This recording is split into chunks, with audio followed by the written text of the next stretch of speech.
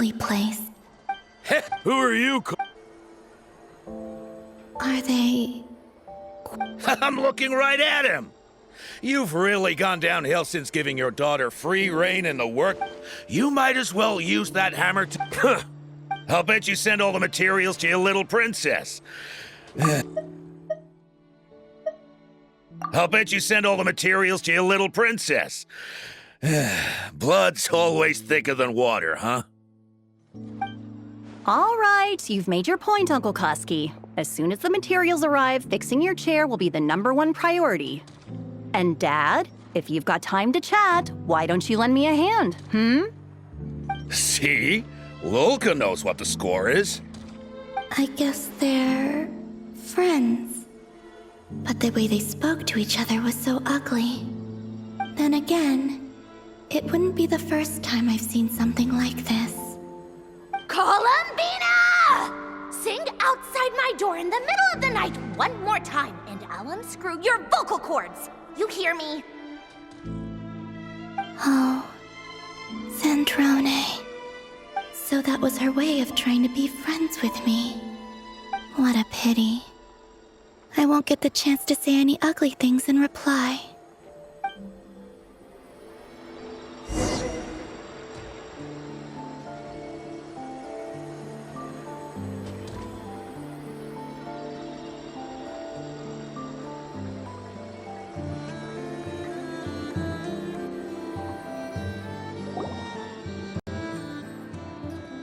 Hey, have you decided what to give her for Moon Prayer Night? I sure have. She's gonna get the surprise of her life when she's least expecting it.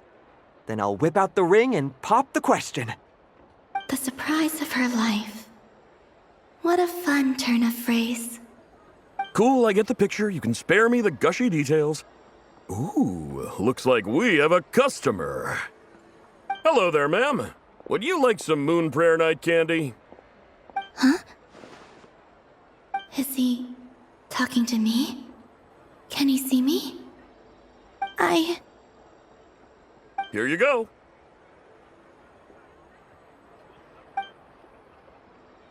Oh.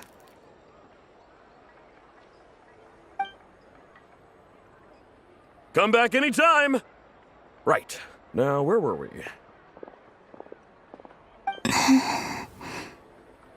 I don't know why, but I still held out hope.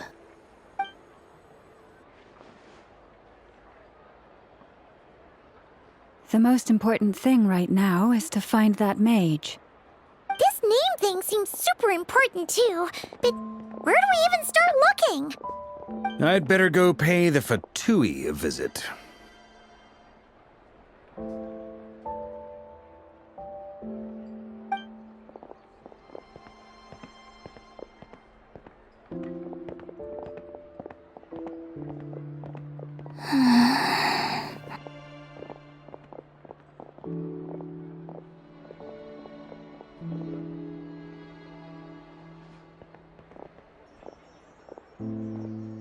Columbina?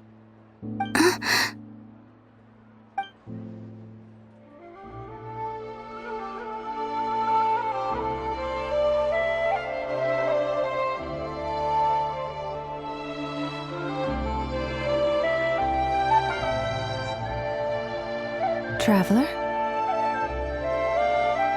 Let's go! This is no time to be spacing out!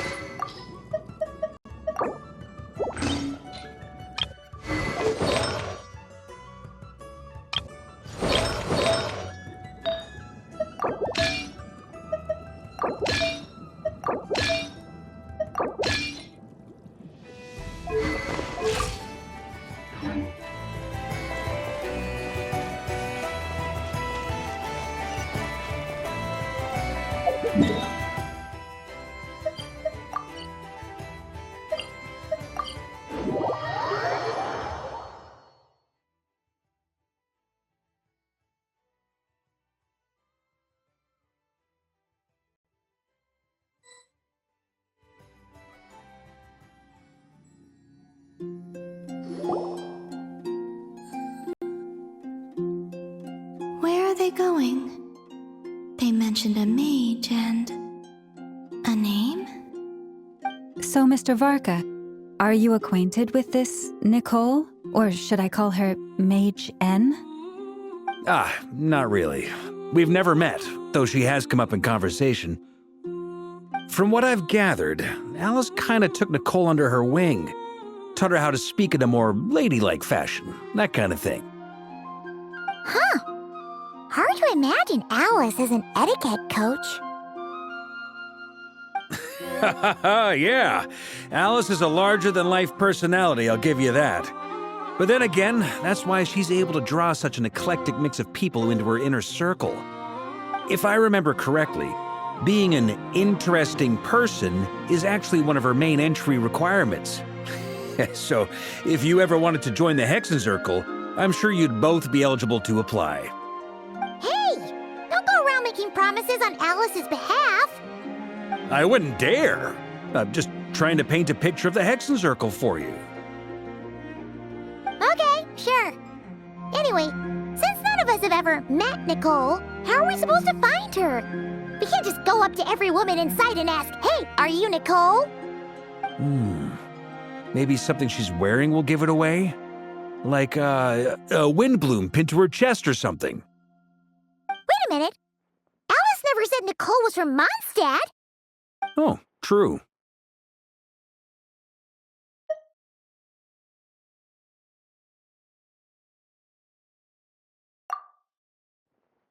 That would be... this young lady, then?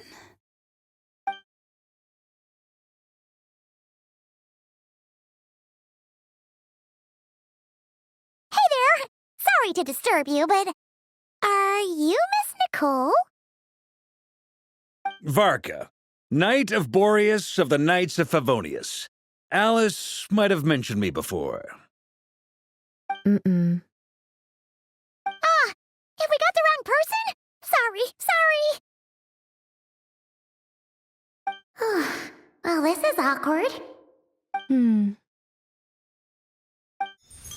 When I shook my head, I meant, no, Alice hasn't mentioned you before.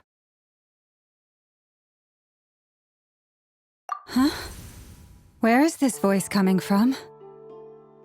My apologies. For certain reasons, I am unable to speak. This is the only way I can communicate with you.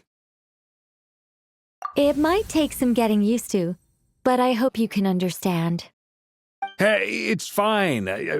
I'm more shocked by the fact that Alice never speaks about me. I mean, As for you two, we have crossed paths twice before, but it is nonetheless a pleasure to finally meet you. It's really you! Thanks for all your guidance in the past! You're quite welcome. This time, things are different.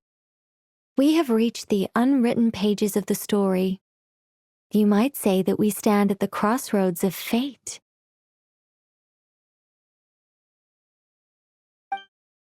Now then, allow me to formally introduce myself.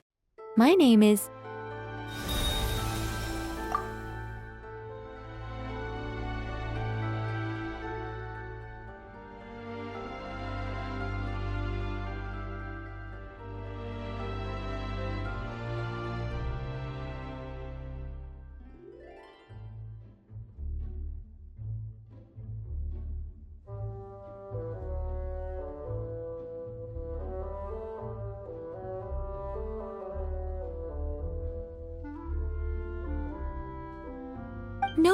No, stop! Alice! I can't believe it!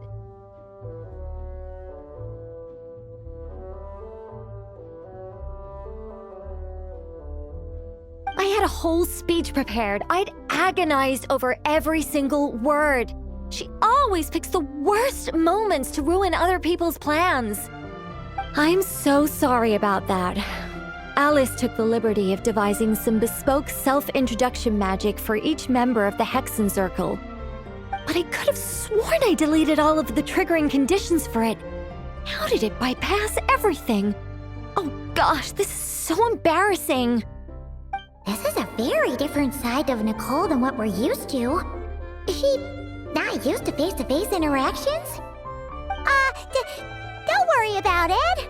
We've seen that introduction magic once already, so it wasn't too much of a shock. Please go on, Miss Nicole. We'd love to hear what you have to say, or, well, communicate. Huh? Are they talking to this lady? But... Will you all promise to forget that horrendously embarrassing introduction? Sorry, embarrassing. When?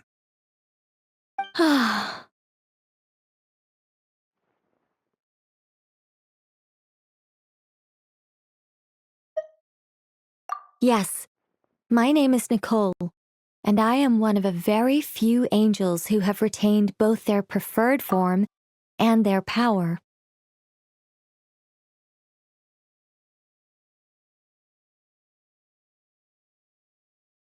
The Traveler and Paimon should be no strangers to this concept. There is another of our kind in Natlan. They call her the Lord of the Night. All right! Paimon remembers her. Yes. Well, I have retained more of my power than she.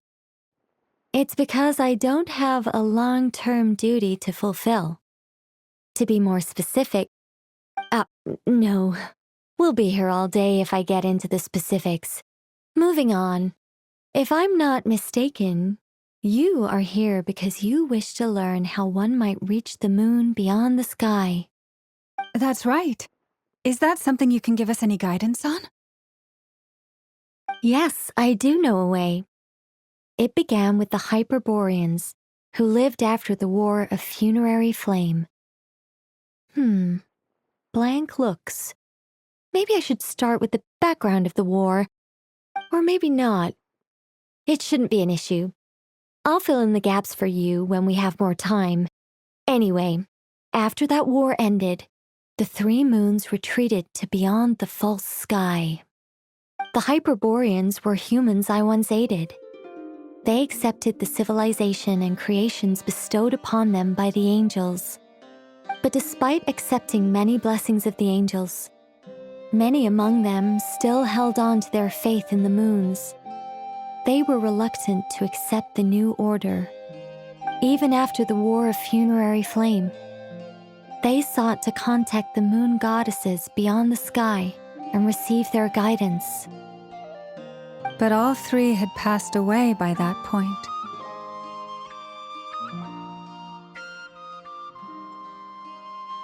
This mage has a unique method of communicating. Is she talking about the moons? Yes, but they did not know. And so, still they prayed for the moon goddess's mercy.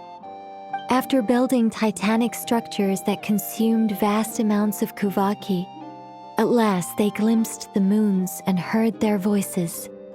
But of course, they were gravely disappointed, for it was then that they realized the three moon goddesses were dead. Oh, that's such a sad story. It is. Humanity was in a very sorry state at that time.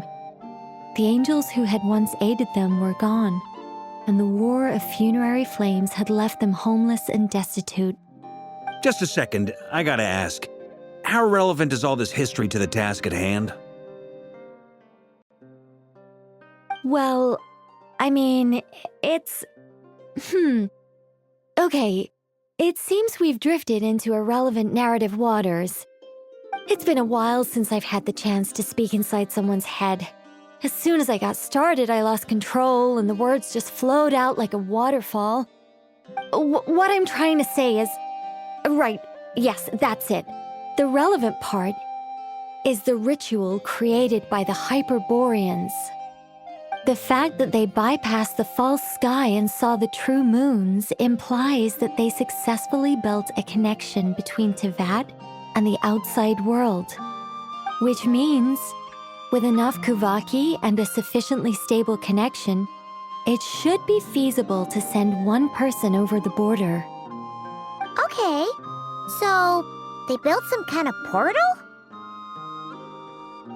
Oh, yes. A portal. Yes. Is something wrong? You sound disappointed. I just didn't expect you to summarize it so well. It turns out I could have said all that in one word, if only I'd managed to think of it. No, please, it's fine. This is invaluable knowledge. I'll be sure to record and preserve everything in writing. Oh, really? Well, in that case, I suppose I could backtrack and add some more detail. I did gloss over a few things so far. Whoa, whoa, whoa, time out. Let's summarize what we've got first. The Hyperboreans were the last ones to use this method, right? So we somehow need to find whatever structure they built and make sure there's enough Kuvaki to power it up. Luckily, we have the moon marrow of both the eternal and iridescent moons, so we're all good for Kuvaki.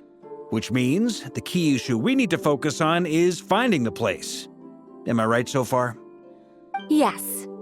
Although I expect the structure is long gone by now. That said, what if we could take advantage of the phantoms to travel back to a time when it still existed? Well, travel back isn't quite accurate. It's more like we'd be creating a handshake between 2 points in space-time. We wouldn't even have to pick a time when it still existed. It could just be a time when it still appeared in phantom form via projection, or we could project our own phantoms, fold them together at... You look lost. Was that too hard to follow? Yeah, things got a little, technical there. Paimon's brain is reaching capacity. All right. Let me think about how to put this more simply. Okay, got it. Over the next few days, I'll search for phantoms that we can use. Once I find one that meets the criteria, I'll let you know and we'll regroup.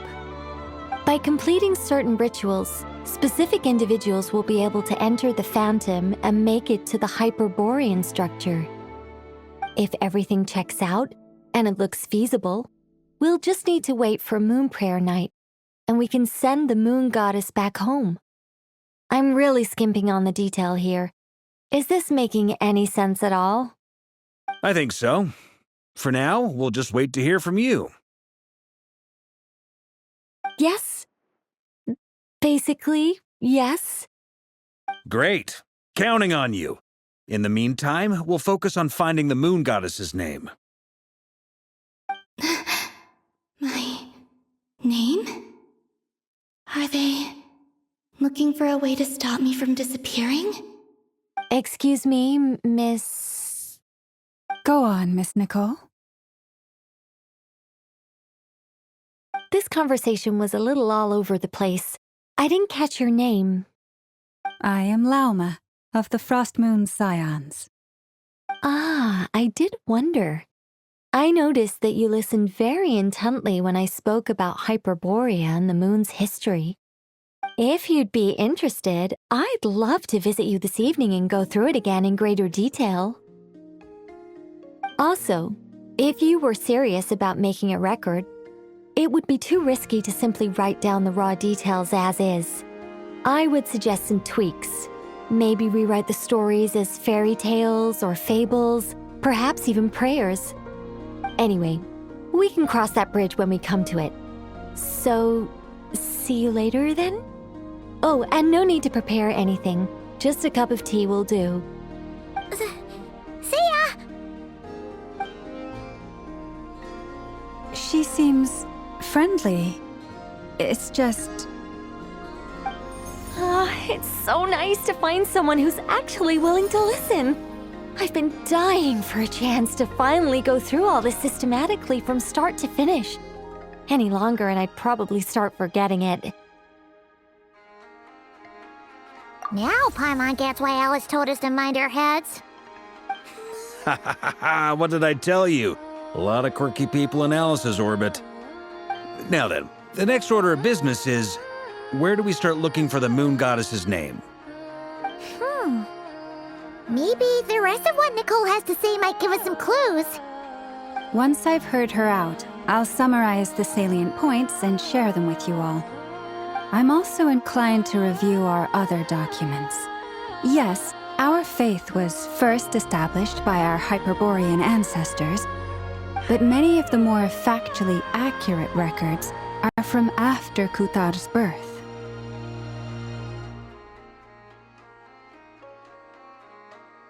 Sounds like we're gonna follow Columbina's journey through Devat, huh? In that case, we'll start by heading to the Frostmoon Enclave. Sounds like a plan. Take this with you. I'll see about getting in touch with the Fatui. It'll probably just be Arlecchino and Sandroni again. They're the only ones who would want to help. Thank you, Mr. Varka. Don't mention it. Honestly, I'm more comfortable dealing with the Fatui than prying into the details of a young lady's childhood. Catch you later. I should follow them, just in case there's some way that I can help.